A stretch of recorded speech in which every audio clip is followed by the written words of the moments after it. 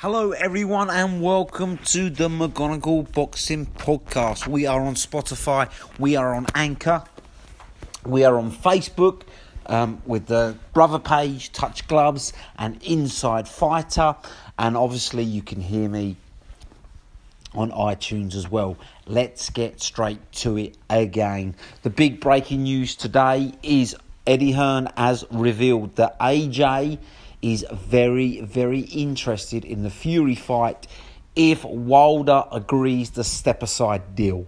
Now, personally, I don't think Wilder will. I think he's a proud man. He wants his title back at the age of 34. He knows his time is limited, especially in the world title picture. So he's not going to step aside. But wouldn't it be brilliant if he did? Because quite frankly, I cannot see anything but another Fury win, especially when they meet probably now in September, October time. Now, I know Wilder says he's going to make changes. He's going to get, and probably a new team in, yada, yada, yada. Personally, I can't see a Leopard changing its spots. Now, the big mistake Wilder made, and it's not, you don't need to be a boxing genius, it's not rocket science, is the fact that he became greedy. He became over-reliant on his one hand. Now, the warning signs were there, especially after fighting Ortiz, when he said that his opponents need to be perfect for 12 rounds. I only need to be perfect for 2 seconds. I fully believe that he believed that was true, that he only needed 2 seconds. He only needed one punch. Now, when you start thinking like that, that's your decline. When Mike Tyson started to believe his own hype, believe he was, this knockout machine, when he started to go to the head, he neglected his lethal body combinations, body uppercut. He lost all that. He also lost his own head movement. So if you see a steep decline, we're talking literally the fight after he got rid of his old team, Kevin Rooney, there was a steep decline. Bruno caught him, and then obviously he got knocked out by Douglas, and then he fought them 2 Razor Roddick fights, which 3 years ago would have been over. Early doors, he got rocked and hurt in both, and they were slugfests. So the warning signs were there for Tyson. Now Wilder needs to be a student of the game. He needs to look at that and go, I'm not going to fall down that trap. I'm not going to start believing my own hype. The problem is he's been surrounded by the same team for 10 years now. And let's be honest, apart from Mark Brennan, who did me a huge favour by throwing the towel in, they're all yes men. They're all yes, Wilder. You're brilliant, Wilder. When he needs tough love. The fact that Mark Brennan did the right thing and threw the towel in, and Wilder was shocked and fired him for a few weeks, just shows that he runs that camp, and you cannot have that. If you want to be a great fighter, you need someone telling you how it is. I believe Fury had this, especially with his cousin. Andy Lee in that corner, not afraid to, tell it as it is to Fury. This is what you need to do.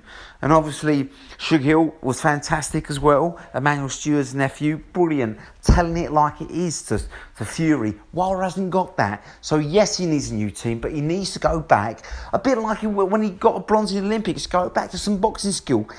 Forget the haters. He has got some boxing skill. He's not completely useless. No, he's never going to be a Pernell Whitaker, and he won't be a Tyson Fury. But he used to throw more punches. He was more active. The last couple of years, I've noticed this. I've said this to friends. His punch output is appalling.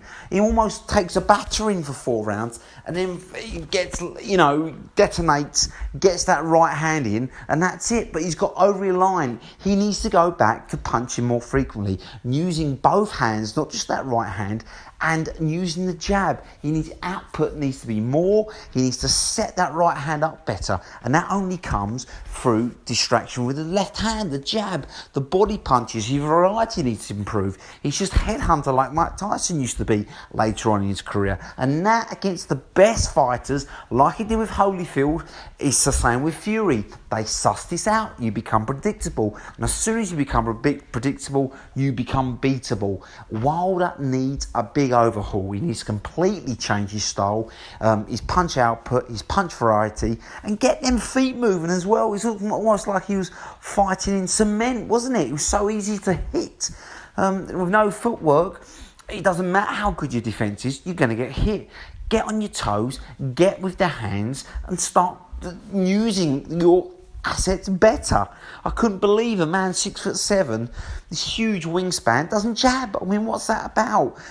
It's like watching Tyson post 91. It really is.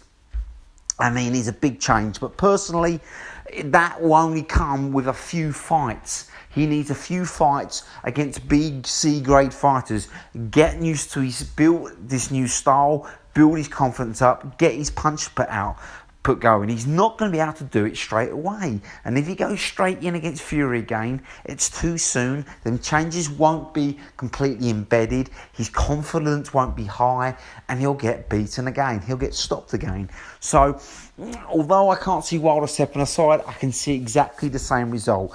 And to be fair, in a year's time, it'd probably be the same result as well. But at least I think it'll be more competitive with Wilder embedding a new style and probably a new training regime and training team around him. But bottom line is, I think he should step aside. I think he should take the money. And then I think he should go headhunting for Joshua. Whether or not Joshua loses against Fury or not, that will be Wilder's better option because his style meshes better with Fury. Forgive me, AJ. That's the fight Wilder should be taking because he can beat AJ. I'm not saying he will do, but he's got a far better chance. AJ comes onto him. He's not as awkward or as fluid as Fury. He's not as good a counter-puncher. And he's there to be hit, AJ, a lot more. And I think Wilder would like that. He would like that style, a little bit more stiff, a little bit more predictable. Someone coming into him a little bit more, rather than the jerky unpredictability that gives you problems with Fury. So that's what would be my call for Wilder if he was going to have another crack at the world title, or even get into world contention. Because personally, I believe if Fury and AJ fight, it's Fury's fight to win all day long. I think, again, his unpredictability, his ability to mix things up, to fight off the back foot, the front foot, will cause AJ all kinds of problems. And if he does get aggressive with AJ, I don't think AJ's going to hold up to it. I really don't. I think Fury's going to do what he did to Wilder. He's going to pepper him. Yes, AJ's a better boxer than Fury. Forgive me, Wilder. So there will be more issues for Fury to watch out for, especially the uppercut that Joshua throws brilliantly, and obviously which he did for Klitschko. But I think Fury's so good at adapting and seeing punches before they come. I just think if he fights in that aggressive mindset again, like he did against Wilder, he's going to beat AJ. AJ won't be able to hold him off, and he hasn't got the size of Fury. You know, because Fury will outweigh him by a couple of stone. He's also got a bigger reach, and he's a couple of inches taller. I also believe he hasn't got the boxing ability to get out of the way of these feints and these punches and these jerky movement, and the footwork is going to be a big thing. So personally, for me, it's Fury's. I can't see AJ beating him. I can see Fury actually stopping AJ as well. You know, he's got to get a better gas engine as well, isn't he? And I think under the pressure, Wilder wilted, and I think AJ will wilt as well. I mean, Fury's gas tank is very, very, very underestimated. Now, of course, AJ, you know, like most heavyweights, you'd give him a 10% chance. You know, he could catch Fury with that uppercut like he did Klitschko. If Fury's overconfident, then absolutely AJ can catch him in combinations. But I just don't see it. I think Fury sees this as his defining fight. It's going to be the biggest fight in probably 50 years.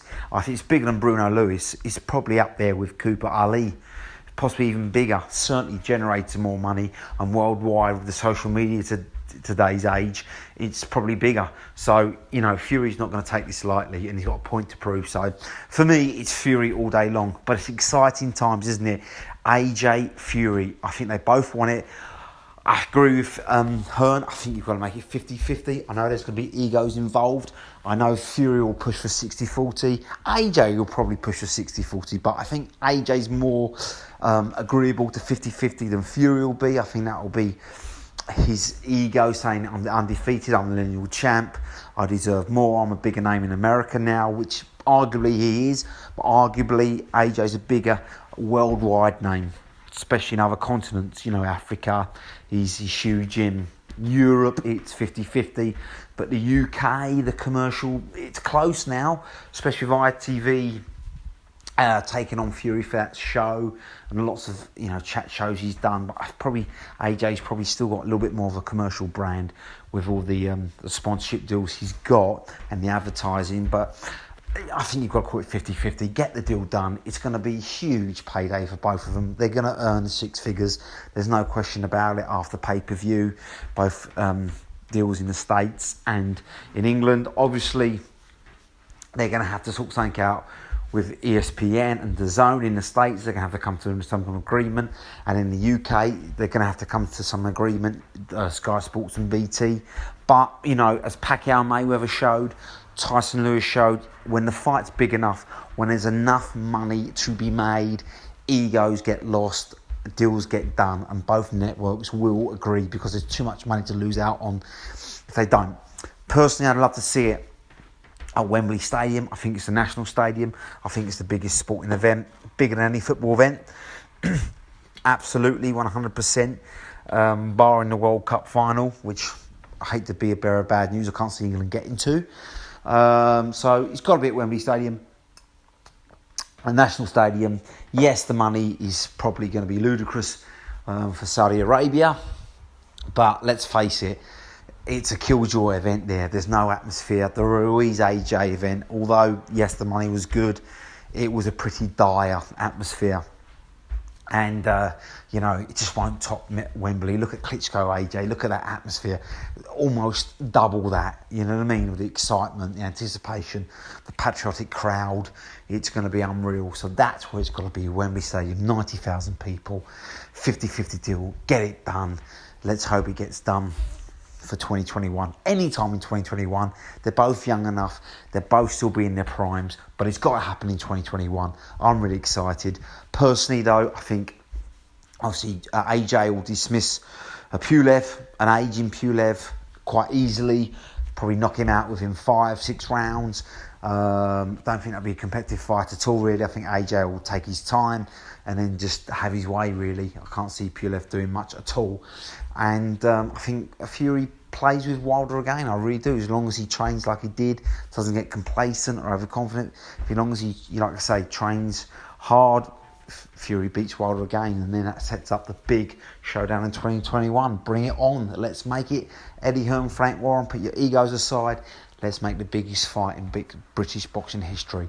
And for me, Fury wins, and I think he wins by stoppage again, around the 9 or 10 round mark. Can't wait though. Exciting times in the heavyweight division. Let's get it on, Fury and AJ. I'm out. Bye.